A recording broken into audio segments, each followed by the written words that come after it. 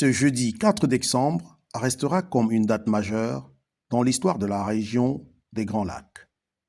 À Washington, sous l'égide du président américain Donald Trump, la République démocratique du Congo et le Rwanda ont apposé leur signature sur un accord de paix présenté comme une étape décisive pour mettre fin à plus de 2 décennies de conflit dans l'est de la RDC.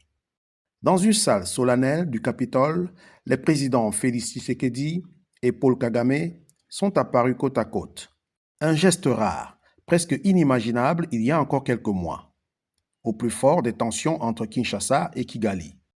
L'accord, fruit de plusieurs mois de négociations menées discrètement par la diplomatie américaine, engage les deux pays à un cessez-le-feu immédiat, au retrait progressif des forces rwandaises du territoire congolais et à un désarmement encadré des groupes armés actifs dans les provinces du Nord Kivu et de l'Ituri.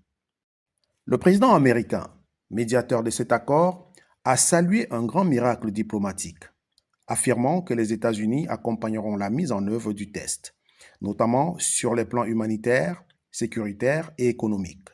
Mais au-delà des signatures et des poignées de main officielles, la prudence reste de mise.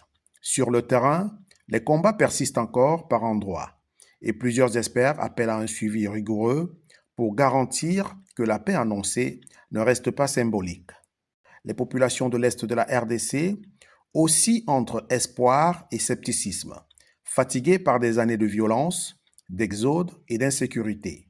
Pour Kinshasa comme pour Kigali, cet accord ouvre la voie à une nouvelle dynamique régionale fondée sur la coopération économique, le contrôle transfrontalier et le retour des déplacés. Reste désormais à transformer cette photo historique de Washington en réalité durable. Un pas important vient d'être franchi. Le monde attend maintenant les résultats sur le terrain.